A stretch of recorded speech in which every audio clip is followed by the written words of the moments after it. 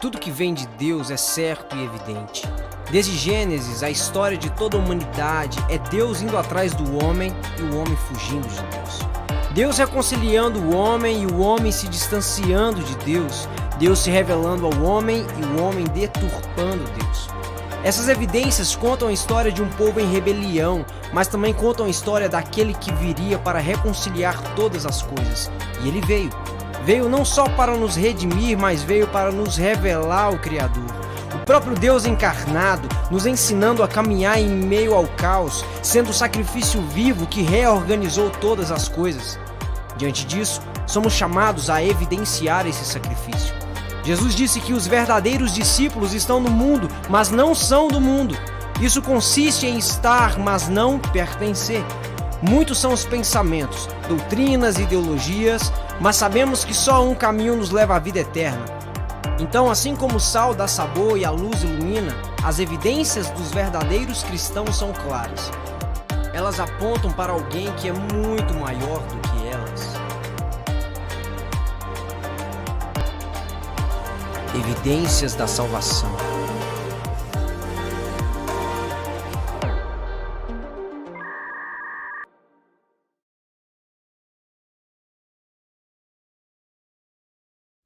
Na semana passada, nós iniciamos uma nova série de mensagens aqui na Primeira Igreja Batista de Belo Horizonte, chamada Evidências da Salvação. E a ideia é contrastar a atitude de muitos na sociedade hoje em relação à atitude de um verdadeiro cristão. Como é que um cristão de verdade vive? Como é que um cristão de verdade fala? Como é que ele se posiciona? Como ele olha para as pessoas? Qual é o estilo de vida? O que ele deve fazer enquanto cristão?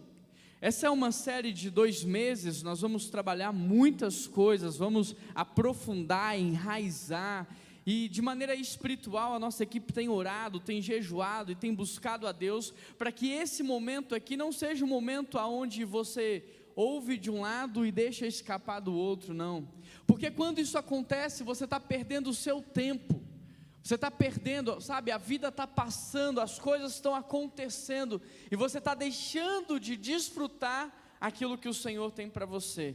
Então nós temos orado para que de fato os seus ouvidos possam ser abertos pelo Espírito Santo de Deus, que o teu coração seja quebrantado pela presença de Deus, para que haja uma verdadeira transformação na sua vida. Sabe por quê?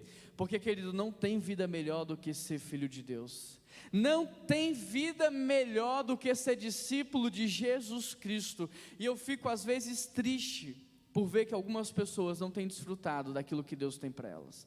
Eu fico triste de ver algumas pessoas sofrendo, e sofrendo desnecessariamente. Tem muito sofrimento que não tem como escapar, mas tem muito sofrimento que tem. Tem muito sofrimento que Jesus não queria que você passasse por ele. Às vezes a gente está dizendo assim, mas por que, Deus? E Deus está perguntando também, mas por quê? Não era o que eu tinha para você, não era o que eu queria para você. Então eu queria que você orasse comigo para que essa série fosse um divisor de águas na sua vida.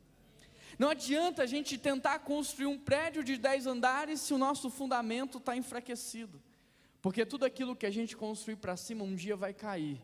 Então é tempo de reavaliar, é tempo de refletir, mas é tempo também de mudar, porque o que faz uma pregação ser boa não é a capacidade de oratória do pregador.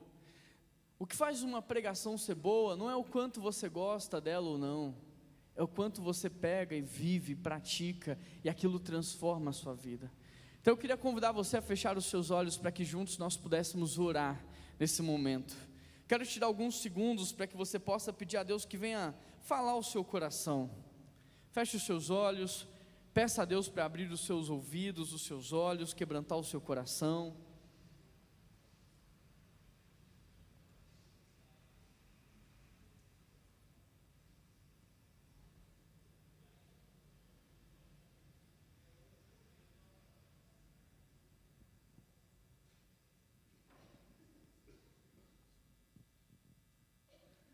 Pai, nós queremos agradecer ao Senhor por essa manhã,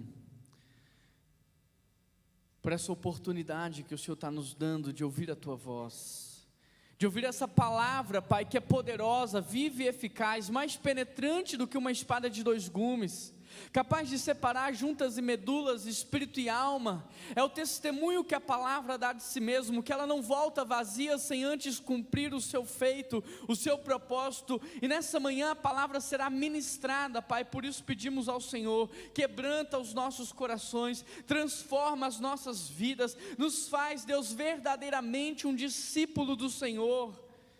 Isso é tudo que nós mais queremos nessa manhã, em nome de Jesus que nós oramos, e toda a igreja diz. Abra sua Bíblia comigo em Lucas capítulo 9, verso 61.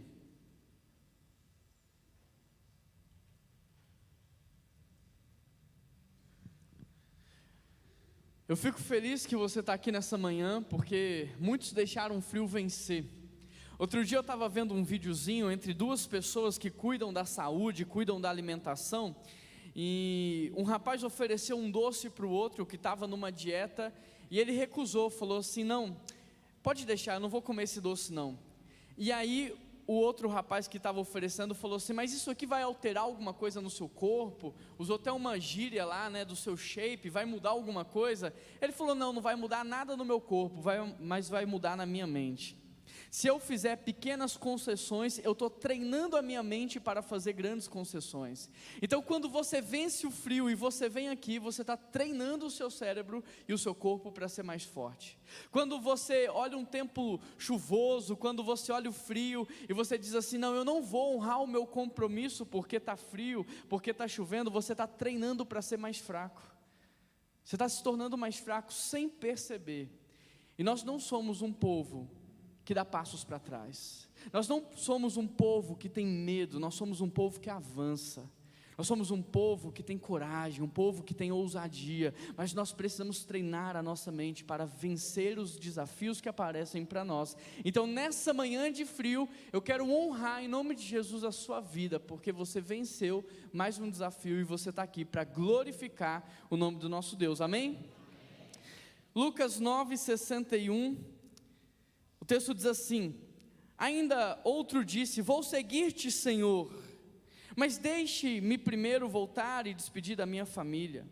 Jesus respondeu: ninguém que põe a mão no arado e olha para trás é digno do reino de Deus.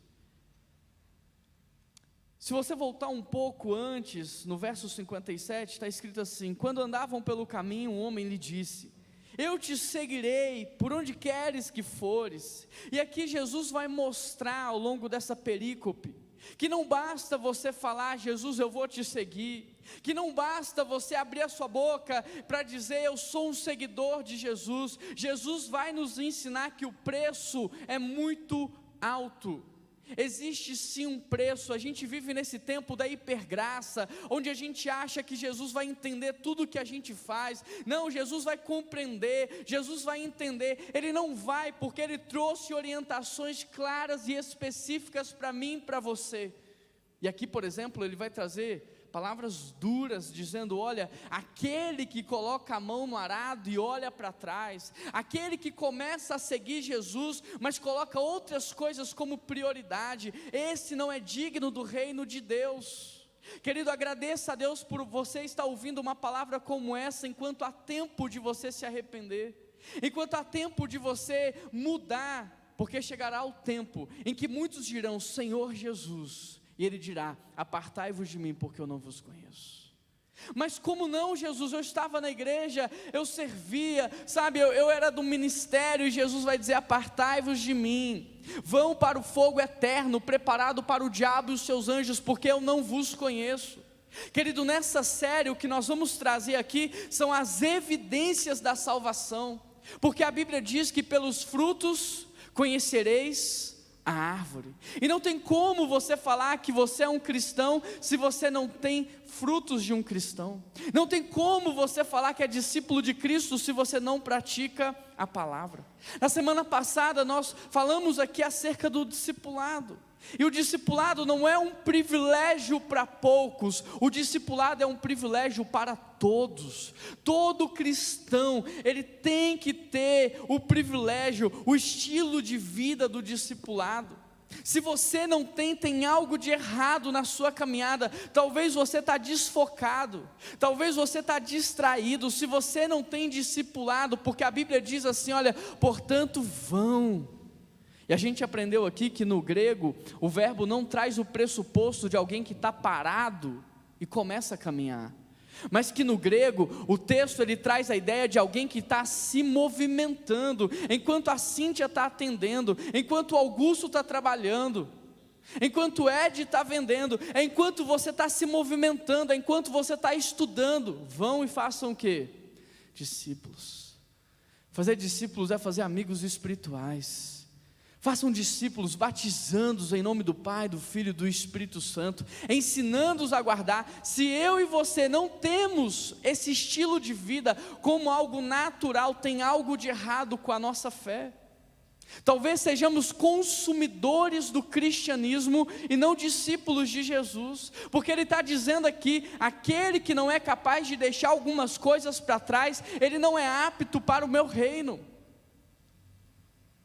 Vão e façam discípulos, batizando. Querido, quantas pessoas você teve o privilégio de batizar na sua vida? Quantas pessoas você está ensinando a palavra de Deus? Isso aqui não é para o pastor, não é para o diácono, não é para o líder de célula, é para todo cristão. Só que hoje as igrejas estão lotadas de consumidores do mundo gospel, pessoas que só querem ser entretidas, pessoas que só querem ser massageadas no seu ego. Mas esse movimento, o movimento do cristianismo, ele não é um movimento de distração, de conforto. Pelo contrário, Jesus sempre vem para nos tirar da zona de conforto.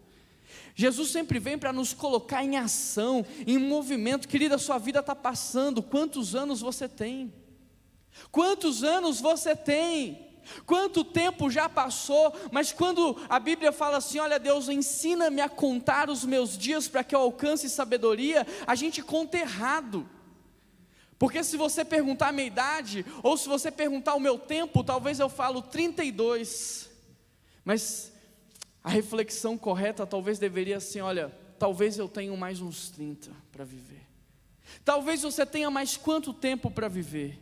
E aquilo que era prioridade no reino de Deus, você tem feito e executado ou não? Você está desperdiçando a sua vida? Será que você vai esperar chegar o seu último minuto para falar assim, meu Deus, por que eu perdi tanto tempo?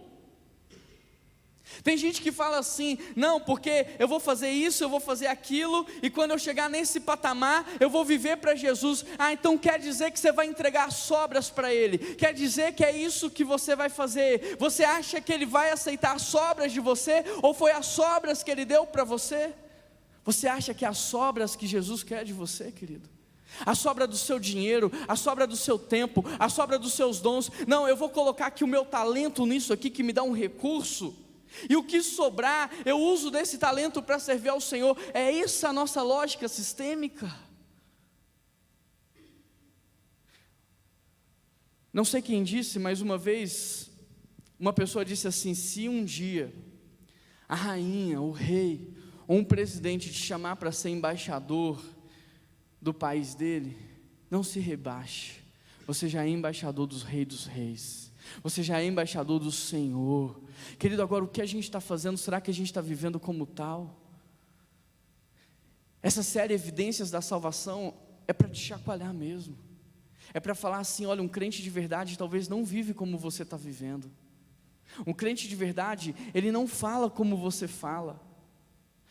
Quem está com a Bíblia aberta ainda, diz amém. Lucas 10, verso 1. Jesus aqui ele vai escolher 72 para fazer a diferença na sociedade. Lucas 10, verso 1, quem achou diz achei. Depois disso o Senhor designou outros 72 e os enviou 2 a 2 adiante dele a todas as cidades e lugares para onde ele estava prestes a ir. Aqui na igreja nós temos uma estratégia de evangelismo chamada Casa de Paz. Quantos conhecem a Casa de Paz? Levanta a mão. Casa de Paz é uma estratégia de evangelismo da nossa igreja. Talvez você pense assim, mas vocês inventaram isso? Não, está aqui no texto. Você vai ver ao longo de todo Lucas 10, o envio dos discípulos para promoverem a casa de paz. E eu quero ensinar para vocês hoje uma estratégia fácil de você fazer a diferença na vida das pessoas. Eu quero mostrar para vocês como é que a gente pode, na prática, ser cristão de verdade e fazer a diferença nesse mundo que a gente vive. Eu sou de um tempo que quando eu nasci, e talvez assim, muitos de vocês tenham experimentado isso em Belo Horizonte. Eu lembro que quando meu avô conta a história de quando ele mudou para o bairro Caiçara era uma fazenda ainda naquele tempo. Mas eu também fui para um bairro que as ruas eram de terra na minha infância. Eu também sou de um tempo onde havia pouca acessibilidade. E quando acabava a luz, eu me lembro de algo que a gente fazia que era muito interessante. A gente acendia uma vela dentro de casa. Mas deixa eu te perguntar, não sei se acontecia o mesmo com você. Você acendia a vela e ficava dentro de casa? Não, lá em casa não era assim não. Como que era na sua? A gente acendia a vela e ia para a rua. Todo mundo ia com a velinha para a rua. E chegava na rua, um ficava acendendo a velinha do outro e ficava conversando. E quando via aquela rua estava iluminada. Querido, a gente vai mesmo ficar acendendo vela dentro da igreja? Será que a gente vai mesmo brincar de luz dentro da igreja? Está na hora de sair para a rua, está na hora de fazer a diferença, está na hora de impactar a sociedade. Cadê a igreja de Jesus? Vamos parar de terceirizar nossa responsabilidade para a política, para a ação social. Jesus nunca falou que a política ia mudar o mundo, Jesus nunca falou que a ação social ia mudar o mundo. Ele falou, a igreja é luz do mundo e sal da terra. Mas onde está a sua luz? Onde que essa luz está brilhando? Tem pessoas que falam assim para mim, pastor, eu vou trocar de emprego porque está muito difícil. Querido, se está difícil é lá que você tem que ficar, porque você tem que transformar aquele lugar. Se você não está transformando aquele lugar, tem algo de errado com a sua fé e a sua espiritualidade. Jesus aqui, ele escolheu e enviou 72. Em Lucas 6, Jesus, ele escolheu 12. Em Lucas 9 ele está dizendo, aquele que não for digno de deixar algumas coisas para trás, de abrir mão da distração, não é digno do meu reino. E agora ele vai enviar 72. O verso 1 começa assim, depois disso o Senhor designou. Isso diz muito sobre a nossa chamada, o nosso envio, sabe por quê? Porque muitos estão trabalhando com a motivação errada. Você não é chefe de si mesmo. Você não é uma estrela do mundo gospel, você não é um artista, foi o Senhor que te chamou, foi Ele que te capacitou, e é Ele que está te enviando. Qual é a sua motivação ao viver a sua vida, ao servir ao Senhor? Será que você está fazendo como se isso fosse um estrelato, como se fosse aliviar a sua culpa? Será que você está fazendo para tentar alcançar dentro da igreja o que você não conseguiu alcançar lá fora? Ajusta a tua motivação, porque quem te enviou com um objetivo. Quem te enviou com uma missão. E qual é a missão que Deus te colocou? Qual é a missão pela qual Deus te colocou aonde você está? Será que você sabe? Ou você está completamente perdido? Será que você sabe por que você mora onde mora? Ou porque você trabalha onde trabalha? Será que lá você está medindo a temperatura daquele lugar? Ou você é como um termostato que está mudando a temperatura daquele lugar? Uma outra coisa que tem que ficar clara aqui, quando Jesus diz o Senhor os designou, é que tem que haver obediência. Será que você tem sido obediente ao desígnio, ao envio de Jesus sobre a sua vida? Será que você está entendendo a ordem de Jesus para você? E é por isso que Ele não vai entender, é por isso que Ele não vai aceitar suas desculpas, é porque Ele disse, Ele ensinou, Ele capacitou, Ele enviou. E por que você está tão distraído? Por quê? Tenta justificar na sua mente o porquê. Talvez você vai falar assim, porque minha família precisa. Então quer dizer que você não confia em Deus. Mas é porque eu tenho que levar o sustento para minha casa. Mas a palavra não diz, buscar em primeiro lugar o reino dos céus e todas as outras coisas vos serão acrescentadas. A palavra não diz que não há um justo sequer que mendiga o pão, e nem a sua descendência. Então você não confia na palavra de Deus.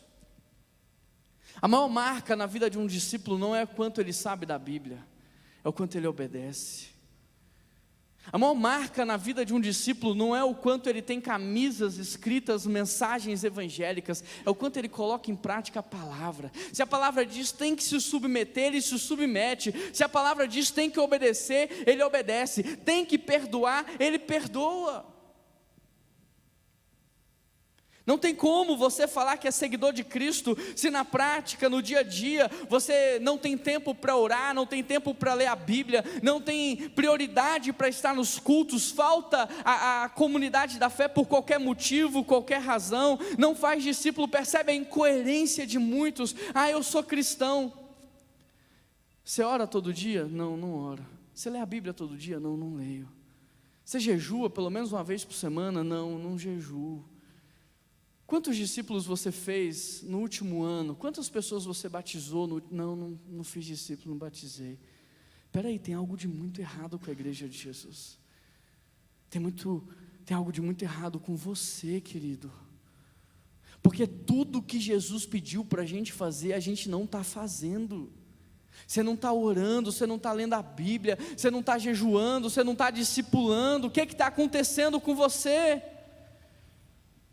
Por isso é muito importante ressaltar não só o envio, como a obediência desses homens e mulheres. Ou você acha que eles não tinham vida? Você acha que eram 72 anjos, que não tinham afazeres? Talvez você pense isso, né? Interessante, porque Jesus chegou para Mateus, ele estava trabalhando.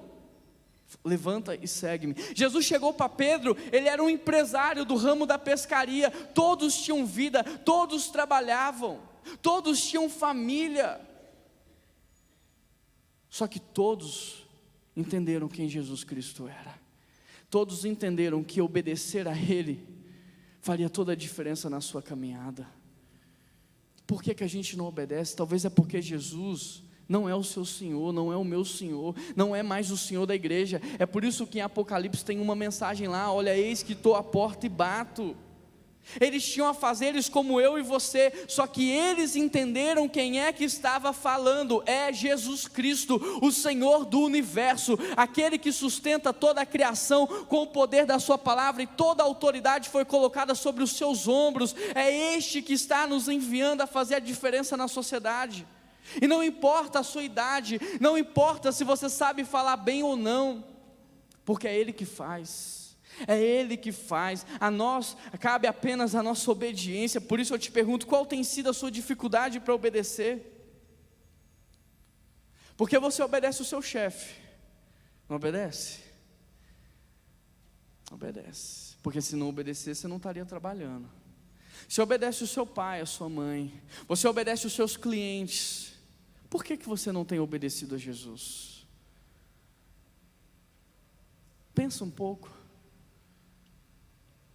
Por que você não tem obedecido a palavra de Deus? Se você é capaz de obedecer o seu chefe de olhos fechados, se você é capaz de obedecer os seus clientes, se você confia no piloto de avião que você nem nunca viu, qual tem sido a sua dificuldade de confiar em Deus? É lindo ver a motivação desses discípulos, porque eles não só abriram mão de tudo que eles tinham para fazer, como eles cumpriram a missão da melhor maneira possível. Isso é tão verdade que no verso 17 em diante vai falar da festa que acontece quando eles voltam. Não só foram capazes de obedecer, mas fizeram com excelência, e quando eles voltam, eles são recebidos com uma festa. Em João 17 há uma oração de Jesus Cristo, na qual ele diz o quê? Pai, eu tenho te glorificado. E eu te pergunto, a gente diz muito sobre isso, como é que a gente glorifica a Deus? Sabe como? Jesus mesmo responde: tendo concluído o que tu me destes a fazer. Não adianta você levantar a sua mão aqui no domingo e falar: eu te glorifico, se de segunda a segunda você não conclui o que Ele te deu para fazer. Não tem como você falar assim lá na sua empresa: não, chefe, eu amo a sua vida, eu honro a sua vida, se você não faz nada que Ele te pede para fazer. A mesma coisa é com Deus. Nós glorificamos a Deus quando nós concluímos a missão que Ele nos deu. Agora, Ele te deu mais ou menos aí uns 100 anos de vida, e te mandou fazer discípulos. 100 anos de vida para fazer discípulos, e muitos vão chegar no seu último dia de vida sem um discípulo para apresentar para Jesus, sem uma pessoa.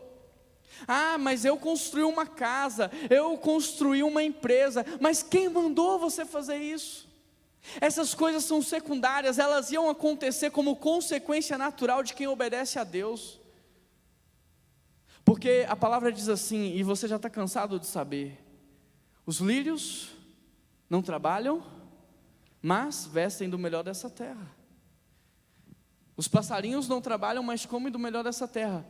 Por que que o lírio se veste do melhor dessa terra? Para quem já está aqui há algum tempo já sabe. Por quê?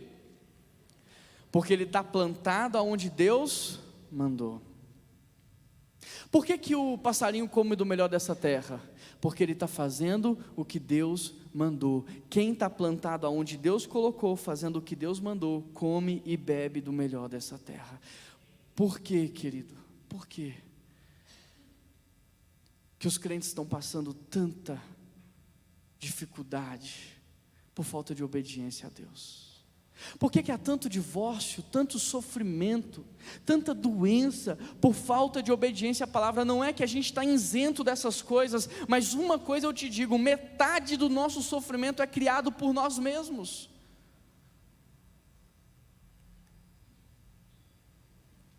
Interessante, porque a outra parte do texto diz que Jesus os enviou de 2 em 2. Ou seja, o evangelho não é algo que você vive dentro da sua casa sozinho. O evangelho, não existe isso de ser cristão, de ser evangélico fora da igreja. A igreja é a família de Deus. Só 2 instituições que Deus tem criado desde o início: a família biológica e a família espiritual. E eu digo mais: a família biológica é didática para nos ensinar a viver na família espiritual, a família que nós viveremos por toda a eternidade. Não tem como você falar assim: Juan, eu amo a sua vida, mas eu não gosto da sua esposa. Não tem como você ser meu amigo dessa maneira.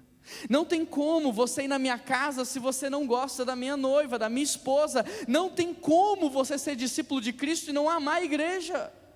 É incoerente. De 2 em 2 nos mostra o quanto o evangelho, ele é para relação. Por exemplo, a gente lê lá a Bíblia quando diz assim: enchei-vos do Espírito. E a gente pensa o quê? Que encher do Espírito é se trancar no quarto e ficar lendo e orando o tempo todo, né? Mas o verso 19 lá diz o quê? Como que a gente é cheio do Espírito? Falando entre nós salmos, cânticos espirituais. Nós não somos cheios quando estamos sozinhos, mas quando estamos na relação. O fruto do Espírito Santo, paz, bondade, mansidão, domínio próprio, não é para o indivíduo isolado, é para alguém que vive em comunidade. Os dons do Espírito Santo é para relação. De 2 em 2 nos mostra o quanto que talvez você que está caminhando sozinho está fora daquilo que Deus quer fazer. Não adianta você levantar a sua mão e falar: Deus, não me deixe de fora, se você não se posiciona. Porque há muitas promessas na Bíblia que são condicionais. Não adianta você falar: Deus, eu não quero ficar de fora, mas você não se apresenta, você não é intencional. A missão não é para você cumprir sozinho, porque Deus não tem carreira solo para ninguém. O propósito de Deus é para a sua família. A nossa função está dentro da missão que Deus deu para a sua família. E qual que é a missão de Deus? É redimir, é resgatar, é reconciliar a humanidade com Ele. E dentro disso, eu e você temos uma função. Agora, se você não completar a função que Deus te deu, sabe o que Ele vai fazer? Ele vai levantar outra pessoa para fazer aquilo que era seu. Essa semana, eu e Samuel, semana passada, a gente escutou um podcast de um testemunho bem interessante. Eu não sei quantos conheceram aqui um ministério antigo de louvor que chamava Trazendo a Arca. Quantos conheceram? Muita gente. Eu não sei se você sabe da história, mas 2 anos antes desse ministério ser lançado, Deus falou com uma pessoa, um músico: olha, eu queria que você começasse um ministério chamado Trazendo a Arca. E aí ficou no coração, ele não praticou, não colocou em prática, ele não tomou iniciativa e ele não executou aquilo. 2 anos depois, nasce no Rio de Janeiro o Ministério Trazendo a Arca, que rodou o Brasil inteiro e influenciou milhares de igrejas na adoração ao Senhor. E aquele homem fala assim no podcast: aquilo Deus ia fazer de qualquer maneira, mas Ele queria me dar a honra de fazer parte, Ele queria me dar o privilégio, e eu não aceitei.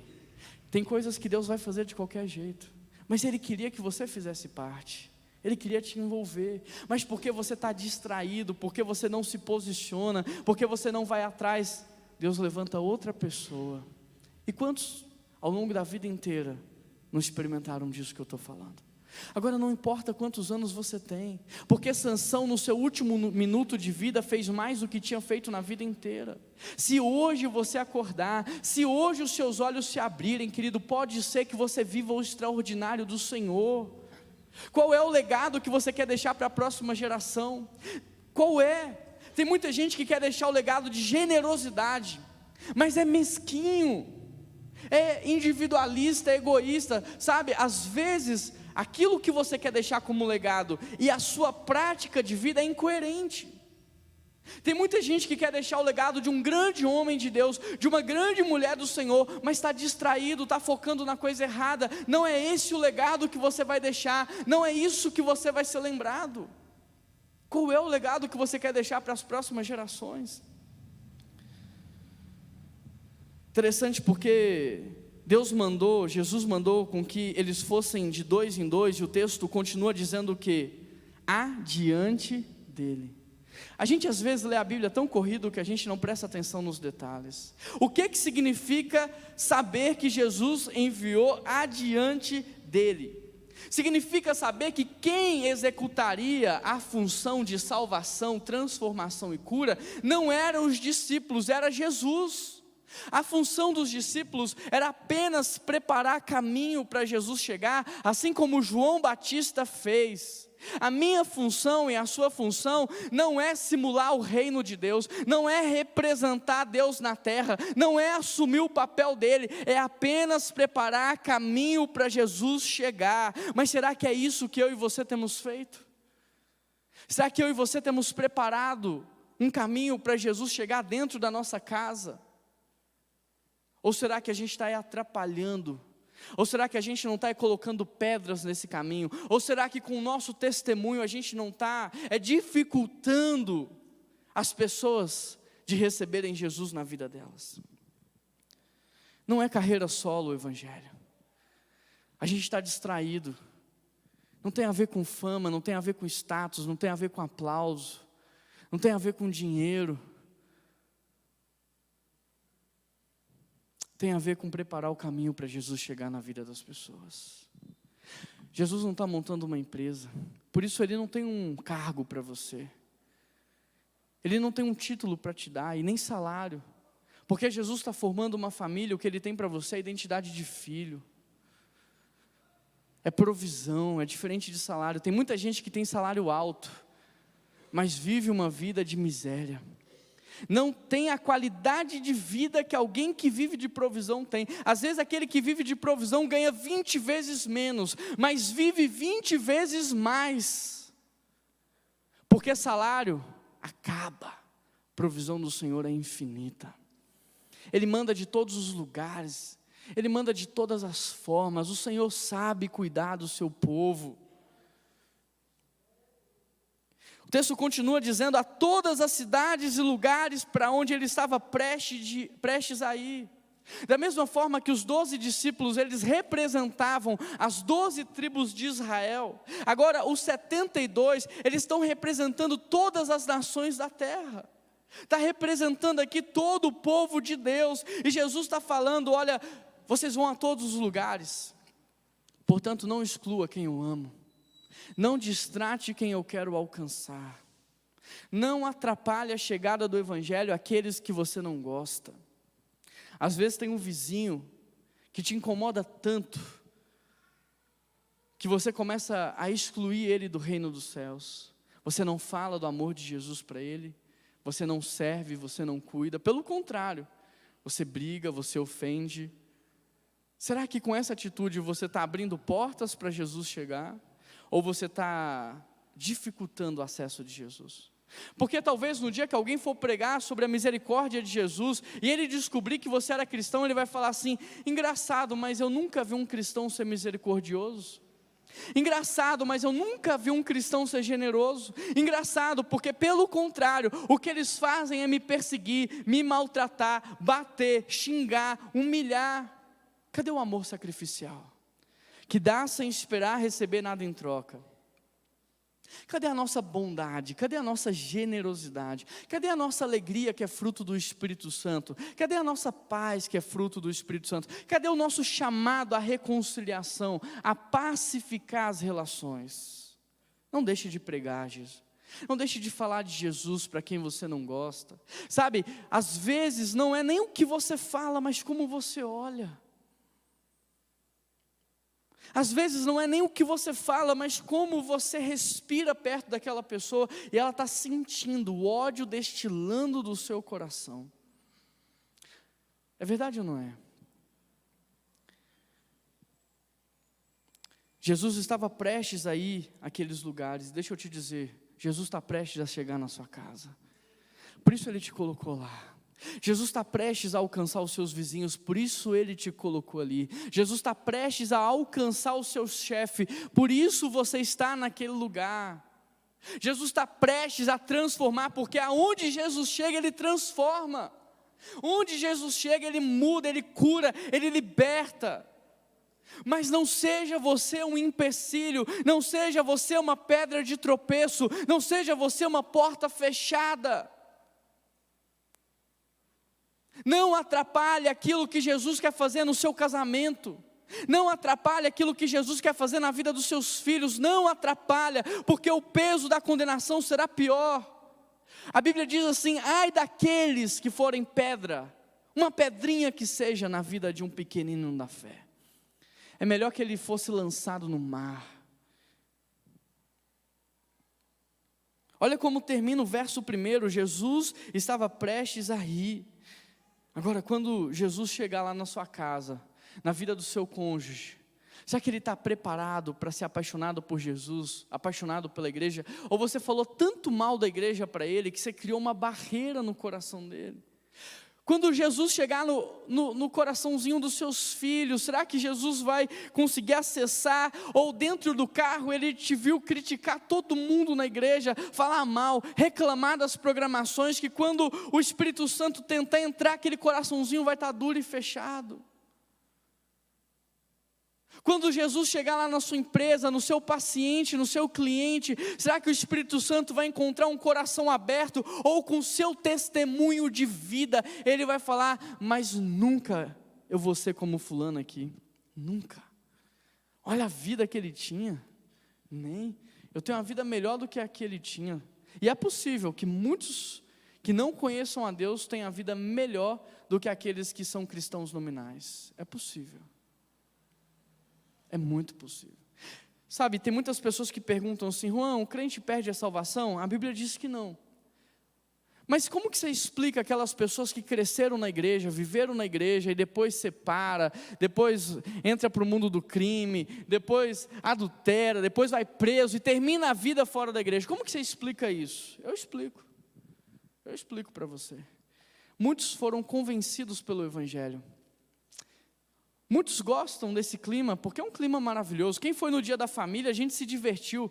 400 e tantas pessoas se divertindo o dia inteiro, sem droga, sem cigarro, sem bebida, sem briga, sem violência. É um clima maravilhoso. A paz de Deus no nosso meio, a presença de Deus no nosso meio é real. Então tem muita gente que até gosta disso, mas não teve um encontro transformador com Jesus Cristo, porque quando Jesus Cristo entra, Ele não faz você 5% melhor do que você era, Ele faz de você uma nova criatura. Se você era imoral, você não é mais. Se você era adúltero, você não é mais. E não por causa da sua força, mas por causa do Espírito Santo que habita em você. Por causa daquele que se aperfeiçoa na sua fraqueza. Por causa daquele que dirige os seus pensamentos, o seu coração. Por causa daquele que completa a obra que começou na minha e na sua vida. Verso 2, o texto diz o quê? E disse-lhe o quê? Toda igreja? Até aí está bom. Olha o que Jesus está falando, os trabalhadores, Ele não acabou de enviar 72? O desafio será sempre maior do que a quantidade de pessoas que a gente tem servindo. Tem pessoas que falam para mim assim: Juan, lá na PIB deve ser fácil, né? Tanta gente servindo a Deus, não. Porque o nosso desafio é muito maior do que a quantidade de pessoas que a gente tem. Se você perguntar para o Samuel, ele passou todas as noites aqui na igreja. De sexta para sábado, na sexta ele chegou 9 horas da manhã e saiu daqui 1 hora da tarde. A madrugada inteira, sabe fazendo o quê? Passando fio por cima dessa laje para instalar essa vara que hoje ilumina o palco. São sempre os mesmos. Numa igreja de 550 pessoas, numa igreja de 550 membros, mais ou menos são uns 50 pessoas que estão servindo em todas as áreas, que estão fazendo muito, enquanto você está sentado no sofá da sua casa, assistindo televisão e reclamando da vida. E o interessante é que, às vezes, o pessoal se mata, esses 50 se mata para lavar o banco, limpar o banco, preparar tudo, e você acorda e fala assim, está frio, eu não vou hoje. Você sabe onde é que a gente não encontra crente? Quer não encontrar crente? Vai numa vigília de oração. Você marca uma vigília, não aparece ninguém. Você marca um evangelismo na Praça Raul Soares, hoje 17 horas, vão vir 5 pessoas. Agora, contrata uma banda famosa para vir tocar aqui, você lota essa igreja. Em 2019 nós fizemos aqui, tivemos 2 sessões lotadas, fila ao redor da igreja para entrar. O que está acontecendo com a gente? Porque o nosso Senhor, Ele não veio para ser servido, Ele veio para servir. Mas Jesus, Ele nos ensinou esse estilo de vida e o diabo nos ensinou outro. O diabo nos ensinou a ser servido, o diabo nos ensinou a ser adorado. E será que não é isso que a gente está buscando? Músicas que nos exaltem, que nos agradam, palavras que massageiam o nosso coração, programações que nos deixem felizes. Será que não é isso? Será que nós estamos imitando a quem? Jesus Cristo, que esvaziou, que abriu mão, que se humilhou, que assumiu a forma de servo e serviu? Ou ao diabo, que se protegeu, que se guardou, que tentou montar um esquema para se salvar?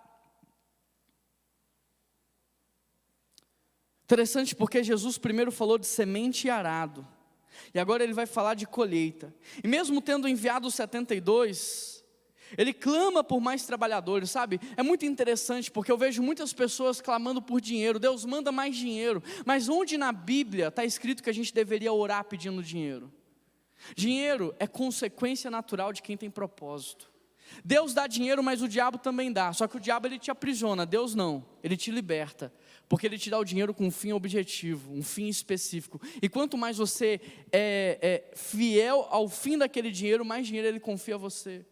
Mas, em paralelo, Ele mandou a gente orar por trabalhadores, por gente que tem propósito na vida. E é isso que a gente tem feito. Eu quero te dizer uma coisa, sabe? Se você está aqui nessa manhã, você é resposta de oração. Se você está aqui nessa manhã, você é resposta de oração. Em 2018, a nossa diretoria, que é praticamente a mesma até hoje, eu acho que aqui nessa manhã está o Wilson Júnior, Emerson está aqui, Nazaré, Wilson Raimundo. Nós começamos a orar, éramos talvez uns 30, 40, e começamos a orar. Hoje somos 550 pessoas. Hoje nós temos uma ONG trabalhando a todo vapor. Hoje nós temos mais de 30 células, isso no meio da pandemia. Não sei, eu perdi a conta de quantas casas de paz acontecendo em tempo simultâneo, 4 batismos por ano. Porque Deus tem respondido às nossas orações, Ele tem mandado os trabalhadores. Mas querido, talvez você chegou aqui, mas chegou com a mentalidade de um consumidor, e Jesus está dizendo, não, eu não te coloquei na PIB para ser um consumidor, eu não te coloquei na PIB para você apenas receber, eu te coloquei na PIB porque eu quero que você faça parte daquilo que eu estou fazendo no mundo. Eu quero que no seu último minuto de vida você fale assim, eu completei a carreira, eu guardei a fé, eu fiz aquilo que o Senhor me pediu, eu te glorifiquei com todos os meus anos, com todo o meu tempo, com todo o meu recurso, com todo o meu talento. É por isso que você está aqui, para alcançar a sua casa, a sua família, para alcançar os seus vizinhos, para alcançar aqueles que trabalham com você, para fazer a diferença na sociedade. Quantos aqui já trabalharam no campo? Na zona rural, quantos aqui? O povo aqui é da cidade, né? Pouca gente trabalhou no campo. Mas como que funciona no campo? Você acorda umas 4 horas da manhã, porque não tem sol, você vai trabalhar pesado, até que horas mais ou menos? Umas 10, meia, 11 horas. Aí você vai para um lugar que eu fiquei sabendo que chama rancho, talvez você tenha um outro nome para isso. O que é um rancho? É uma sombra no meio daquele trabalho todo, onde você tem uma água fresca, você tem um alimento, você tem um lugar para descansar. Aí você tira ali uma horinha de cochilo, descansa e sai para trabalhar de novo. Isso é a igreja. A igreja é o seu rancho no meio da semana. É o lugar que você vem, que você se enche, que você descansa, que você renova. E é por isso que todo domingo eu termino como? A missão está dada. Você já veio, você já recuperou, você já recebeu a palavra, você louvou, adorou, sabe, você estava num lugar de segurança, luz no meio da luz. Agora vamos sair para fazer a diferença. Vamos sair para servir a nossa cidade. Vamos sair para representar ou anunciar aquele que vem antes ou que vem depois de nós, que é Jesus Cristo. O verso 3, ele começa com uma afirmação, uma ordenança. O que está escrito aí no verso 3? Vão. E eu te pergunto, você vai? Você vai? Só 2 pessoas que vão? Você vai? Não tem pessoa melhor para a gente servir nesse mundo do que Jesus, sabe por quê? Porque Ele garante o resultado. Ele garante. Quando uma pessoa te dá uma orientação, agora tem muito disso, né? Você entra lá na internet e está assim: descubra como ganhar dinheiro, 3 passos, compre aqui o curso de R$ 97 e em 1 mês você vai ficar rico. Vocês estão rindo porque compraram o curso, né? E ninguém ficou rico com o curso, né? Gente, a gente fica rico é vendendo curso. Não é comprando curso, é vendendo curso. Mas interessante porque essas pessoas dão lá orientações, conselhos, você pratica tudo e não dá certo. Agora, tudo que Jesus mandou você fazer vai dar certo. Se você seguir a orientação da Bíblia para o seu casamento, você vai ter o melhor casamento do mundo. Se tem uma coisa que eu ponho minha mão no fogo, é na palavra do Senhor. Eu não ponho mais por muita coisa não, mas pela palavra do Senhor eu ponho. Se você cumprir o que está aqui para a sua vida financeira, querido, você vai prosperar. Porque não é mágica não, é princípios. São princípios. São chaves. Se você praticar o que está aqui na sua família, ela vai ser alcançada por Jesus sim. Porque a palavra diz, crê no Senhor Jesus e será salvo tu e tua casa. É impossível as pessoas encontrarem Jesus todo dia na casa e não querer se entregar a Ele. O problema é que talvez eles não estão se encontrando com Jesus lá. Eu não sei com o quê, mas com Jesus talvez não é. É impossível. O nosso problema é desobediência, é distração. Hoje de manhã, vindo para a igreja, estava eu, Keila, meus 2 filhos e a minha sobrinha Sofia. A gente estava orando, dizendo: Deus, nós queremos te pedir perdão pelos pecados que a gente sabe que cometeu, mas por aqueles que a gente nem percebeu. Quero te pedir perdão por aquilo que eu fiz de maneira intencional, mas por aquilo que eu fiz de maneira inconsciente que não te agradou. Tem muita gente que é pecador obstinado, sabe que está errado e faz, mas tem muita gente que está distraído. Está distraído, não está percebendo. Mas eu oro para que hoje os seus olhos sejam abertos, querido. Sabe, uma semana tem 168 horas. Todos aqui, essa palavra é para vocês. Uma semana tem 168 horas. Nós ficamos aqui 2 horas nesse culto. São 166 horas contra 2 horas. Você acha que alguma coisa vai acontecer? Tem muita gente que fala assim: pastor, eu estou trocando de igreja porque a palavra já não me alimentava. Querido, mas não tem como mesmo você comer só no domingo, você vai morrer. Tem que ser crente todo dia, tem que comer todo dia, tem que ter vida com Deus todo dia, tem que praticar a palavra todo dia. Tem uma criança que um dia falou assim: eu queria que meu pai e minha mãe morassem na igreja. porque eu sou apaixonado com quem eles são aqui dentro. Que palavra dura, forte, mas que expressa a verdade. Tem muito pai e muita mãe que aqui dentro é amoroso, muda até a voz, a paz. Está rindo porque sabe que é assim, não é verdade? A paz do Senhor amado, mas dentro do carro veio quebrando um pau lá dentro, gritando, ofendendo. É ou não é? Eu vi que o pessoal do estacionamento chegou aqui agorinha. Quem que estava no estacionamento lá? Eu vi que chegou ali, todo mundo encapuzado, cheio ali, está lá em cima. O estacionamento é o lugar mais estratégico da nossa igreja. Tem que orar muito no estacionamento, que é o primeiro contato que essa família que estava brigando dentro do carro vai ter. A gente sabe como funciona, sabe por que eu sei? Porque eu também tenho uma família, porque eu também sou ser humano, porque eu também sou pecador. Só que eu tenho que tentar, eu tenho que buscar, eu tenho que matar minha carne, eu tenho que ser intencional para que o Juan que vocês conhecem aqui seja o mesmo Juan na segunda-feira dentro de casa. Porque os meus filhos estão vendo, a minha esposa está vendo, o meu vizinho pode ser que eu nem sei, mas está assistindo esse culto. E aí? Então tem muita coisa que a gente erra na intencionalidade mesmo. Você sabe que você tinha que estar aqui, mas você marca um compromisso no dia do culto. Você sabe que é 2 horinhas na sua semana, no meio de 166 ou 168, mas você sacrifica o culto. E aí você não está prejudicando só você, mas sua esposa, seu filho, sua filha, seu neto, sua neta. Você sabe que você tem que fazer devocional, mas você escolhe dormir até mais tarde. Você escolhe sair 10 minutos correndo desesperado.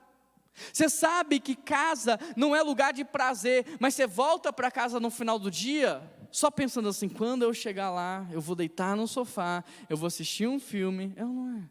Mas você sabe que você tinha que voltar para casa, pôr os filhos na mesa e discipular, e conversar, e ensinar a Bíblia. Você sabe. Então tem coisa que você faz sabendo, mas tem muita coisa que você faz porque você está distraído mesmo. Agora, Jesus está te alertando, o Espírito Santo está falando, e a pergunta que eu te faço é, o que você vai fazer com tudo isso? Verso 3, Jesus diz assim, eu estou enviando vocês como cordeiro entre os lobos. Jesus está enviando lobos para matar cordeiros? Não, Ele está nos enviando como cordeiros no meio de lobos. O que Jesus está dizendo para a gente é, vocês vão ter oposição. Vocês vão ter oposição. Um casal de adolescente que escolhe ter um namoro santo, que escolhe não beijar, não pegar na mão, orar até a juventude, vai ter oposição às vezes dentro de casa, do pai que vai falar, deixa de ser bobo, da mãe que vai falar, deixa de ser boba. Um casal hoje que escolhe entrar no casamento virgem, vai ter oposição dos amigos que vão falar, deixa de ser bobo, não faz isso, você está sendo muito influenciado. Alguém que é dizimista fiel vai encontrar oposição, as pessoas vão falar, você está jogando o seu dinheiro fora, você está desperdiçando o seu recurso. Alguém que faz parte de uma igreja, que serve ao Senhor, todo mundo às vezes dentro de casa vai falar, para com isso, você tem vida, você tem outras coisas para fazer, vai se divertir, vai descansar. A minha diversão é no céu, o meu descanso é no céu. Aqui eu estou para trabalhar, eu estou em missão, eu estou para glorificar o nome do meu Deus. Eu descanso sim, como Deus me ensinou a descansar, não mais do que isso, porque também é tão prejudicial quanto não descansar. Descansar muito te mata da mesma forma que descansar menos do que você deveria. Então eu tenho equilíbrio na minha vida. O cristão vai ter oposição, querido. O mundo do crime vai se levantar, por quê? Porque onde o cristão chega, ele muda uma realidade. O mundo das drogas vão se levantar contra você, quando você começar a influenciar aqueles jovens e adolescentes. Os seus vizinhos vão se levantar, aqueles que são a favor da imoralidade sexual vão se levantar contra você. Quando você estiver tentando manter o seu ganho honesto, os seus colegas de trabalho, o seu chefe vai se levantar contra você. A política vai se levantar contra você, porque nós somos cordeiros no meio de lobos. O interessante é que mesmo com tantos lobos, a gente ainda continua sendo vitorioso. Explica isso, me explica isso. Eu te explico, porque Jesus morreu como um cordeiro, mas ressuscitou como um leão, e por trás de cada cordeirinho tem o leão da tribo de Judá. Se você está em missão, Jesus falou o quê? E eis que estou convosco. A gente se apega nesse versículo, mas esquece de entender o contexto. Jesus está prometendo a presença dele com aqueles que estão fazendo discípulos. Antes de falar isso, ele falou, vão fazer discípulos. Ele nos deu uma missão. Ou seja, esses que estão no meio de lobos, eles continuam crescendo, eles continuam prosperando, eles continuam transformando a sociedade, mesmo com muita oposição, porque Jesus, o Rei dos Reis, o Senhor dos Senhores está com ele. Jesus está com você. Não importa se o seu chefe está te perseguindo, se você está cumprindo a palavra, Jesus está com você. E ainda que você perca um emprego nesse lugar, Jesus está com você. E ainda que a sua fonte se esgote de recurso, o justo não mendigará o pão e nem a sua descendência. Jesus está com você. Agora repare que a Bíblia não está dizendo que o crente nominal não vai mendigar o pão. Está dizendo o justo. Aquele que vive, aquele que pratica, aquele que segue, aquele que prioriza a palavra de Deus. Há muitas promessas na Bíblia que são condicionais, elas não são incondicionais. Tem algumas que são incondicionais, mas muitas são condicionais. A cruz está vazia, querido, mas o trono está ocupado. E nós servimos aquele que está sentado no trono. Não levem bolsa, nem saco de viagem, nem sandálias. O que o texto está nos mostrando aqui está em concordância com o que a gente já falou. Sabe por que você não vai precisar levar bolsa, comida e sandália? Porque aquele que te enviou vai suprir tudo o que você precisa. Aquele que te enviou vai suprir tudo o que você precisa. É interessante quando alguém que nos ama vai nos acolher e nos receber na sua casa. Você já reparou quando você vai para a casa de alguém que te ama? Normalmente é quando a gente vai para a casa de mãe, pai ou algum amigo. Você já reparou no nível de cuidado que a pessoa tem? Ela sabe tudo o que você gosta, ela tenta fazer tudo do jeitinho que te agrada. Agora você acha que não é assim com Deus? Ele sabe quem você é, como você é. Não tem vida melhor do que ser cuidado por Deus. Versículo 5. Quando entrar, como eu queria que a gente vivesse isso, gente. Como eu queria que a gente vivesse isso. Às vezes eu deparo com algumas famílias da igreja, eu olho e falo assim, Deus, meu coração fica triste, sabe? Eu entendo quando Paulo diz assim, olha, eu tenho dores de parto por causa de vós. Porque eu olho para algumas pessoas da igreja e meu coração dói, porque eu falo assim, não era isso que Deus queria que ela estivesse vivendo agora. Mas está tudo aqui e parece que a pessoa ela não quer praticar. Versículo 5, quando entrarem numa casa, diga primeiro paz a esta casa. Se houver ali um homem de paz, a paz de vocês repousará sobre ele. Olha que texto lindo e maravilhoso, senão voltará para vocês. Fiquem naquela casa e comam e bebam o que lhes derem, pois o trabalhador merece o seu salário. Não fiquem mudando de casa em casa. Quando entrarem numa cidade e forem bem recebidos, comam o que for posto diante de vocês. Verso 9, cure os doentes que ali houver e digam-lhes, o reino de Deus está próximo. Queridos, nós temos aqui a estratégia Casa de Paz. E esses 5 versículos vão nos mostrar 4 necessidades que o povo tem e por que nós enviamos então pessoas a fazerem a Casa de Paz. E é interessante porque o verso 5 nos mostra a primeira necessidade do povo hoje, que é a necessidade de paz. Nós estamos no mês da valorização da vida. Por que que a gente tem que separar um mês no ano para falar sobre a valorização da vida? Porque hoje as pessoas não têm mais paz. Porque hoje as pessoas estão tirando a vida.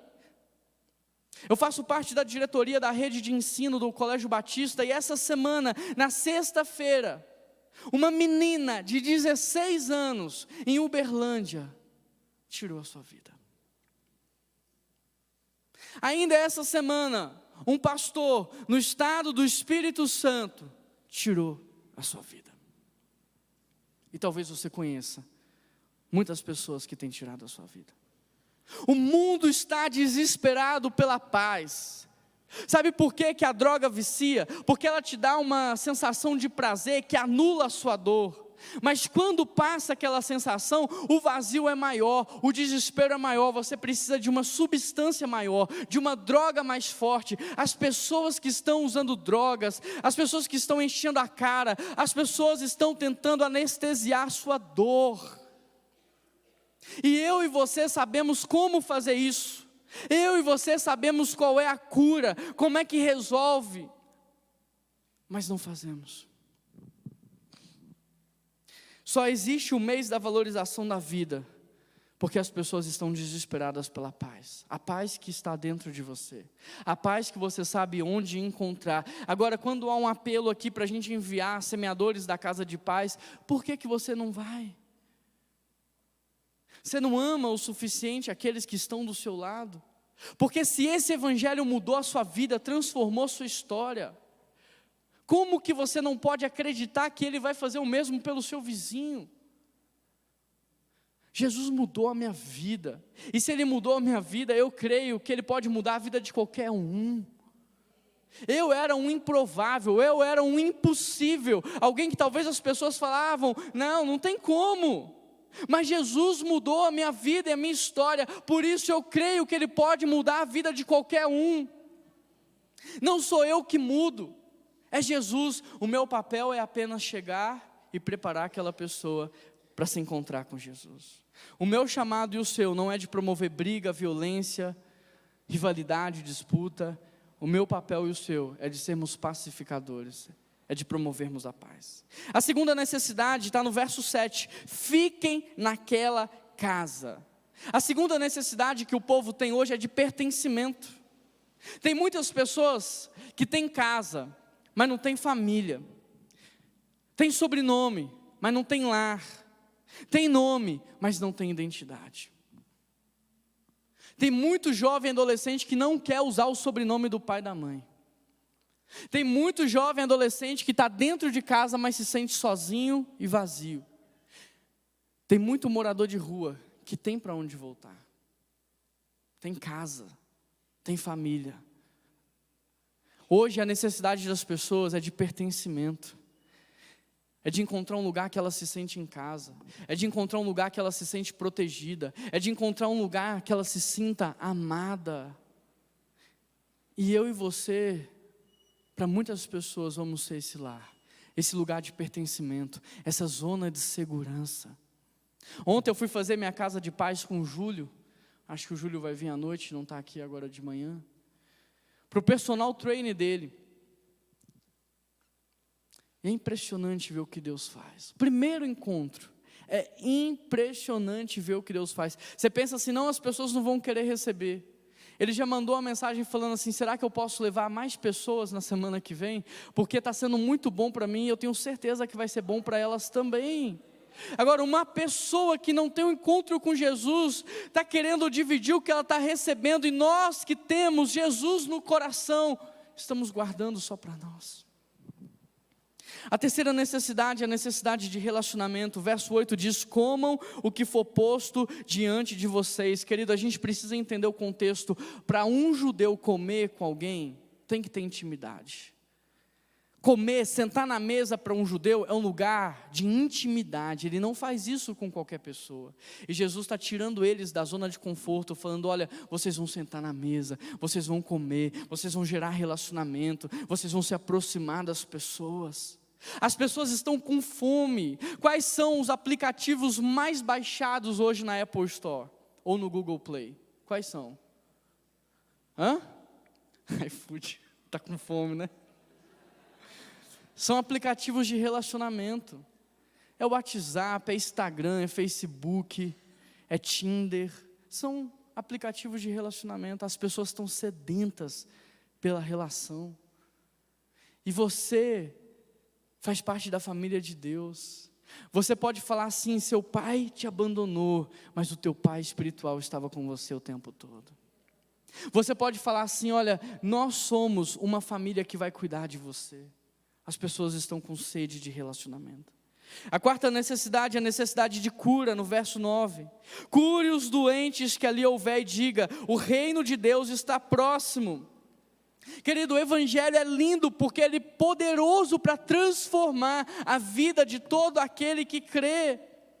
Quando eu e você começarmos a viver como discípulos de Jesus, você vai perceber que as pessoas doentes vão se aproximar de você, e vai ser todo tipo de doença, doença espiritual, doença emocional, doença física, mas nós não podemos ser aqueles que se escondem. Nós não podemos ser aqueles que evitam, nós não podemos ser aqueles que atravessam a rua fugindo dos problemas, porque Jesus nos deu a solução para todos eles. E se aqueles que têm capacidade para resolver se esconderem, o que vai acontecer? Imagina se nessa pandemia os médicos não quisessem trabalhar. Imagine se nessa pandemia eles falassem: não, minha vida é muito importante, minha família é muito importante, eu vou aqui ficar protegido. O que teria acontecido?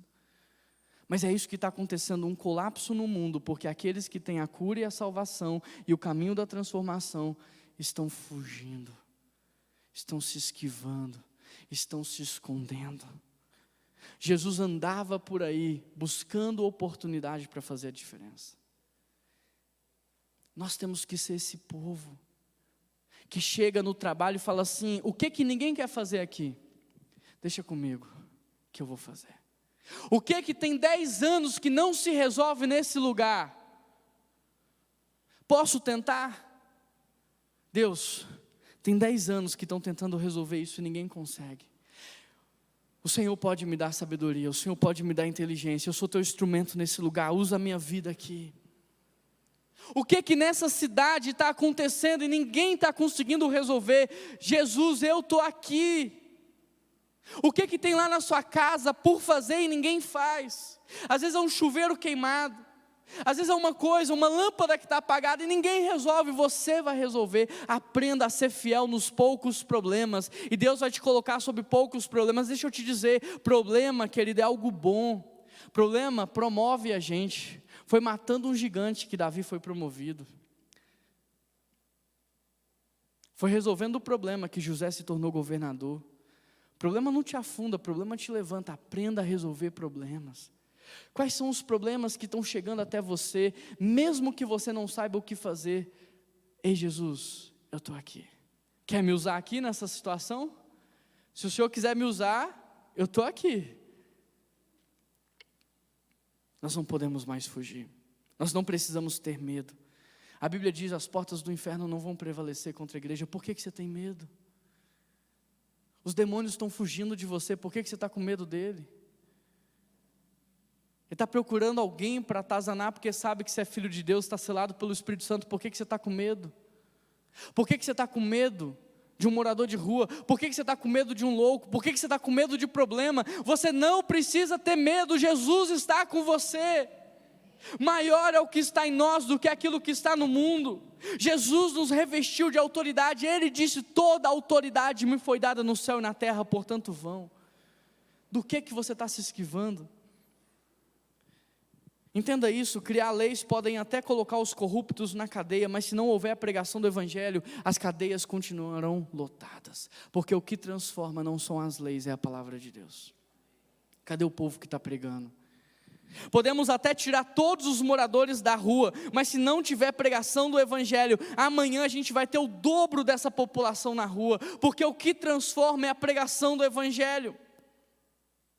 Nós não somos o eco da política, nós não somos o eco da cidade, nós somos a voz viva e poderosa de Deus, nós somos a voz profética na cidade, e é por isso que a gente anda trazendo libertação. Deus, eu estou passando aqui por esse homem, eu não sei o que fazer, mas em nome de Jesus, liberta ele de toda essa escravidão que ele está debaixo dela.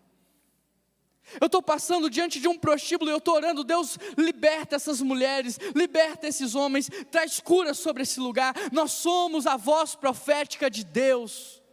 Nós não somos a voz que murmura, nós não somos a voz que critica, nós não somos a voz que reclama, nós somos a representação da voz que cura, que salva, que liberta.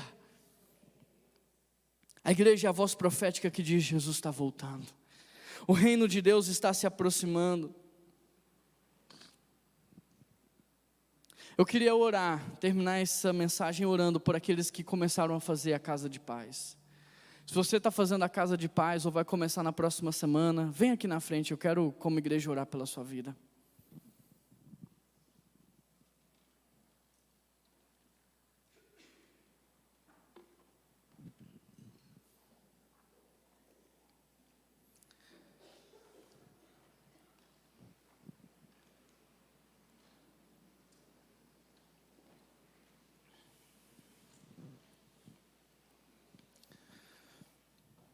Tem pessoas lá em cima também descendo. Na Grande BH tem mais de 4 milhões de pessoas. Aqui na frente a gente não tem nem 72 ainda. Nós fizemos uma limpeza grande no nosso cadastro de membresia. Fomos muito rigorosos nessa limpeza. Limpamos muitos nomes. Mas ainda assim nós temos 550 pessoas ativas. E aqui na frente não tem nem 72. Mas nós somos 4 milhões. 4 milhões de pessoas na nossa cidade. Se incluir a minha e a sua, se incluir Contagem, se incluir Betim, se incluir Iberité, Lagoa Santa, esse número vai crescer ainda mais. Você acha que esse prédio tem como sair daqui colhendo? Você acha que só essas pessoas aqui têm capacidade para colher? Não tem. É por isso, chega um pouquinho mais para cá, gente. É por isso que Jesus está dizendo, olha, ore para Deus mandar mais trabalhadores. Você acha que essas pessoas aqui na frente não têm vida? Você acha que elas não têm afazeres? Tem pessoas aqui que eu sei que trabalham em 3 lugares. Tem pessoas aqui que de manhã vai de Uber rodando para o trabalho o dia inteiro, volta de Uber rodando. Tem vários ministérios, tem família para cuidar e está fazendo tudo com excelência e com honra ao Senhor. Não tem justificativa, não tem desculpa. Aqui eu só consigo ver obediência, porque eu conheço cada um de vocês. Eu sei da história de cada um de vocês. Eu sei que aqui tem pessoas que já estão num nível de maturidade que tem muita capacidade. Mas eu sei de pessoas aqui que estão aprendendo agora tudo. Mas quem já sabe um passo, pode ensinar alguém a dar um passo. Quem já sabe dar 2 passos, pode ensinar alguém a dar 2 passos. Quem já se encontrou com Jesus, pode ensinar alguém também a se encontrar. Estenda as mãos. Deus, eu quero colocar diante de você, Pai, diante do Senhor, cada pessoa que aqui está, cada pessoa que disse assim, eis-me aqui, eu quero fazer parte daquilo que o Senhor está fazendo, eu quero fazer a diferença, eu quero ser usado pelo Senhor. Deus, eu quero pedir ao Senhor que derrame sobre eles a autoridade. Eu quero pedir ao Senhor que derrame sobre eles a tua unção.